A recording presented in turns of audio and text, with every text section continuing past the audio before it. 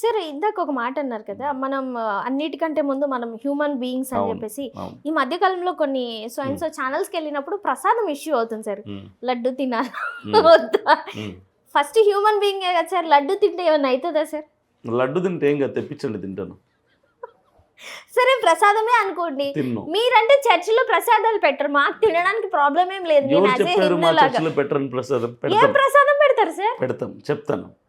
చర్చిలో ప్రతి ఆదివారం లేదా కొన్ని చర్చెస్ లో మొదటి ఆదివారం దేవుడి దగ్గర స్టేజ్ మీద పాస్టర్ గారే ప్రార్థన చేసి తన చేతులతోనే రొట్టెని విరిచి చింపి ద్రాక్ష రసాన్ని చిన్న చిన్న గ్లాసుల్లో పోసి బాప్తిజమం తీసుకొని ఎవరైతే ఈరోజు వరకు చెడు చేయకుండా పాపం చేయకుండా వాళ్ళకి మాత్రమే ఇస్తారు. చిన్న పిల్లలకు కూడా ఇవ్వరు. బాప్తిజం తీసుకొని వాళ్ళకి ఇవ్వరు. ఇంకొకరు వెళ్ళి నాకు అన్ని సమానమే నాకు ఇవ్వండి అంటే కూడా ఇవ్వరు. ఇవ్వరు. అది మీకు అర్థం అవ్వాలని ప్రసాదం అంటున్నా. అది మేము బల్లా అంటాం, దాన్ని హోలీ కమ్యూనియన్ అంటాం ఇంగ్లీష్లో. అది మేము ఎవరికి ఇవ్వం, దానికి కొన్ని రూల్స్ అండ్ రెస్ట్రిక్షన్స్ ఉంటాయి. అది దేవుడి దగ్గర పెట్టింది, అది మాకు ఒక ప్రసాదం లాంటిది. అంటే తప్పులు చేయని వాళ్ళకి మాత్రమే ఇస్తా అన్నారు కదా, అది ఎలా కుదురుద్ది? మానవ జీవితం తప్పు చేయని వాడే తీసుకు. ఇప్పుడు నేను ఉన్నాను, నేను ఎగ్జాంపుల్ చెప్తాను. మీరు తీసుకుంటారా? నేను చర్చ్కి వెళ్ళా, నేను పాస్టర్ కాదనుకోండి కాసేపు, నేను ఒక చర్చ్కి వెళ్ళే ఒక వ్యక్తిని. సార్ నిజంగానే కాదు కదా సార్, ఎలా అవుతారు సార్? పాస్టర్ అవ్వాలంటే ఏమైనా డిగ్రీస్ ఏమైనా చేయాలా సార్? ఖచ్చితంగా చేయాలి. ఎక్కడ మీరు చేశారా సార్? 2 రకాలుగా పాస్టర్ అవ్వచ్చు. ఒకటి, ఇప్పుడు నేను ఒక పాస్టర్ అనుకోండి, నా దగ్గర మీరు ఒక 2 years 3 years నా దగ్గర అనుభవం పొందొచ్చు, అసిస్టెంట్ లాగా ఉండి నేనేం మాట్లాడుతున్నాను, ఏం చదువుతున్నా, ఎలా ఉంటున్నాను, నేను జీవితం ఎలా ఉంది, ఎన్ని కష్టాలు పడుతున్నాడు, కష్టాలు ఇవన్నీ నేర్చుకొని తర్వాత మీరు ఒక పాస్టర్గా ముందుకెళ్ళచ్చు. అంటే మాటలు వస్తే పాస్టర్ అయిపోతారు. మాటలు కాదు, అనుభవం, ఎక్స్పీరియన్స్. ఒక పాస్టర్ దగ్గర ఉండి ఇంకొక, ఇప్పుడు మీ దగ్గర నేను ట్రైన్ అయ్యాను అనుకోండి 2-3 years, నేను పాస్టర్ అయిపోతానా? ఫీమేల్ పాస్టర్ అయిపోతాను. ఇప్పుడు ఒక కెమెరామెన్ ఉన్నాడు ఇక్కడ, ఇతని దగ్గర ఒక సంవత్సరం రోజులు. దేవుడికి టెక్నికల్ కి సంబంధం ఏంటి సార్? నేను అనుభవం గురించి చెప్తున్నాను. ఎక్స్పీరియన్స్ అనేది ఒక ఎక్స్పీరియన్స్డ్ వ్యక్తి దగ్గర ఒక ఫ్రెషర్ని వదిలిపెడితే ఒక సంవత్సరం, వీడికి కూడా ఆయన దగ్గర ఉన్న ఎక్స్పీరియన్స్ లో కొంతవరకు వస్తుంది, అనుభవాలు నేర్చుకుంటాడు. కెమెరామెన్ దగ్గర ఉంటే కెమెరా ఎక్స్పీరియన్స్ వస్తుంది, ఎడిటర్ దగ్గర ఉంటే ఎడిటర్ ఎక్స్పీరియన్స్ వస్తుంది, సింగర్ దగ్గర ఉంటే సింగర్ ఎక్స్పీరియన్స్ వస్తుంది, పాస్టర్ దగ్గర ఉంటే పాస్టర్ ఎక్స్పీరియన్స్ వస్తుంది. అనుభవాలు తెలిసిన వాడు ముందుకెళ్ళిపోవచ్చు. ఇది రెండోది, ఇది ఒకటి. రెండోది, అలాగంటే ఇప్పుడు మీరు ఫేమస్ అయ్యారు సోషల్ మీడియాలో యాజ్ ఏ పాస్టర్ గా. చాలా మందికి ఆశ ఉంటది క్రిస్టియన్స్ లో, నేను కూడా అభినవ్ గారి లాగా పాస్టర్ అయిపోవాలి, ఫేమస్ అయిపోవాలని. పాస్టర్ ఫేమస్ అవ్వడు. లేదు, మీరు ఫేమస్ అయ్యారండి. నేను ఫేమస్ అయ్యింది యూట్యూబ్ లో, ఏదో నా కొన్ని వీడియోలు వైరల్ అయినాయి కాబట్టి ఫేమస్ అయ్యాను. ఫేమస్ అవ్వాలని పాస్టర్ అవ్వలేదు. పాస్టర్ అయితే ఫేమస్ అవ్వరు. మీకు మంచి నాలెడ్జ్ ఉంది కాబట్టి వీడియోస్ మీద నేను మంచి వక్తనండి, నాకు మంచి వాక్చాతుర్యం ఉంది. చిన్నప్పటి నుంచి కథలు రాసేవాడిని, సినిమా కథలు రాసేవాడిని. నేను రైటర్ని బేసిక్ గా ఫస్ట్ నుంచి కూడా.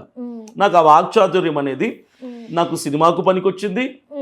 సినిమా తర్వాత నేను మోటివేషనల్ స్పీకర్గా ఉండటానికి ఒక లైఫ్ కోచ్గా పనికొచ్చింది. తర్వాత నేను సేవలకు పాస్టర్గా వచ్చిన తర్వాత ఆ వాక్చాతుర్యం ఇక్కడ కూడా నాకు పనికి వస్తుంది. అంతే తప్ప అందరూ ఫేమస్ అవుతారని రూల్ లేదు, ఫేమస్ అవ్వాలని అవసరం లేదు. అసలు నిజంగా ఒక జెన్యూన్ పాస్టర్ అయితే వీటి మీద ఎలాంటి ఇది ఉండదంటే ఎప్పుడు దేవుడి సేవలోనే ఉంటారంటే సార్. అంటే ఎవరు చెప్పారు మీకు అలా అంటని? అవును సార్, చాలా మంది జెన్యూన్ పాస్టర్స్ చూసాను సార్ నేను. నా చుట్టూ కూడా చాలా మంది ఉంటారు కదా, వాళ్ళకి ఇలా ఫేమస్ అవ్వాలని, లేకపోతే దేవుణ్ణి ఇది అవ్వాలని లేదు. మరి మీకు అందరూ ఫేమస్ చేశారు నన్ను. ఇప్పుడు ఒకటే అండి, ఫేమస్ అవ్వాలని నాకు లేదు.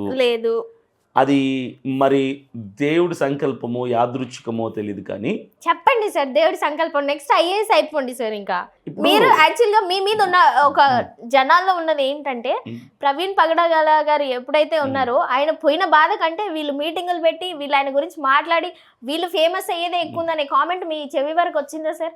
ఇలా అంటున్నారని. మరి దానికి సమాధానం ఏంటి సార్? సమాధానం ఏంటంటే, ఆ ఒక గొప్ప వ్యక్తి చంపబడ్డాడు, దాని తర్వాత మేము మాట్లాడాము. చంపబడ్డాడు, అది 100% killed, murder, 100% pre plan brutal murder. ఆయన చేయడం వల్ల ఏమొస్తుంది? ఏమొస్తుందా? చేసినోడికి తెలిసి ఏమొస్తుందో. ఆయన వలన చాలా మంది క్రైస్తవ్యంలోకి మారిపోతున్నారన్నటువంటి ఒక భయంతో ఆయన్ని లేకుండా చేశారు. అంటే పాస్టర్లు అందరూ దేవుళ్ళు ఏం కాదు కదా సార్, వాళ్ళ మాటలు అందరు నమ్ముకోవడానికి. పాస్టర్ల కోసం కాదు, ఆయన అందరిలో కొంచెం భిన్నమైన వ్యక్తిత్వం, భిన్నమైనటువంటి జ్ఞానవంతుడు, చాకచక్యంగా చక్కగా మనిషితో మాట్లాడి మనిషిని సత్యంలోకి ఒప్పించగలిగిన వ్యక్తి, మ్యానిపులేట్ చేస్తారు. సత్యంలోకి ఒప్పించగలిగిన వ్యక్తి. Manipulation is different. మ్యానిపులేషన్ అంటే కల్లిబొల్లి మాటలు చెప్పి మారేడుకాయ చేసి మసిపూసి మారేడుకాయ చేయడం అంటారు అట్లా. సార్ ఆయన సత్యంలోకి నడిపిస్తాడు. సార్ ఆయన కూడా హిందువులని అన్న వ్యక్తే, హిందువుల గురించి మాట్లాడిన వ్యక్తే, హిందూ దేవుళ్ళ గురించి మాట్లాడిన వ్యక్తే. ఏమన్నాడు? అవన్నీ ఆఫ్టర్ ఆయన పాస్ అవే అయిన తర్వాత అన్ని వైరల్ అయ్యాయి. యాక్చువల్గా దీని వల్ల ఇలా చేశారని కూడా మాట్లాడారు. ఆయన నేను ఒకటి అందుకే అన్న సత్యంలోకి నడిపించే వ్యక్తి. ఆయన ఎప్పుడు అసత్యం మాట్లాడాల.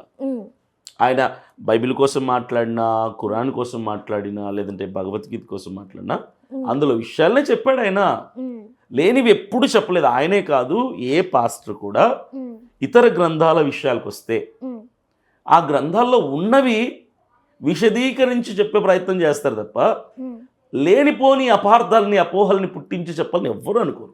అంత దుర్మార్గులు ఎవరు లేరు. ఉన్నది ఉన్నట్టుగా చెప్తారు. అది మీకు అపార్థమై అది మీకు బాధ అయితే ఏం చేస్తాం? మాకేం బాధ లేదు సార్, మీరు చేసుకోండి, మాది చేసుకోండి. చాలా వరకు ఉంది. నా సిద్ధాంతం అదే ఉంది. నా సిద్ధాంతం. అందుకే నేను ఎప్పుడు ఇతర గ్రంథాల కోసం కానీ, ఇతర దేవుళ్ళ కోసం, ఇతర నమ్మకాల విశ్వాసాల కోసం కానీ నేను ఎప్పుడు మాట్లాడను. ఎందుకంటే let them do their wish అనుకుంటాను.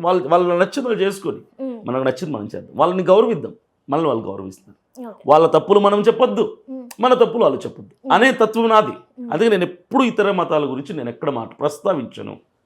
కానీ ప్రస్తావించటం వలన ఒక మనిషి చంపబడ్డాడు అంటే, చంపబడేంత తప్పు ఏం చేశాడంటే ఏం చేయలే, ఉన్నదే చెప్పాడు. ఆయన అందులో ఉన్నదే చెప్పాడు, లేనిది చెప్పలేదు. ఓకే.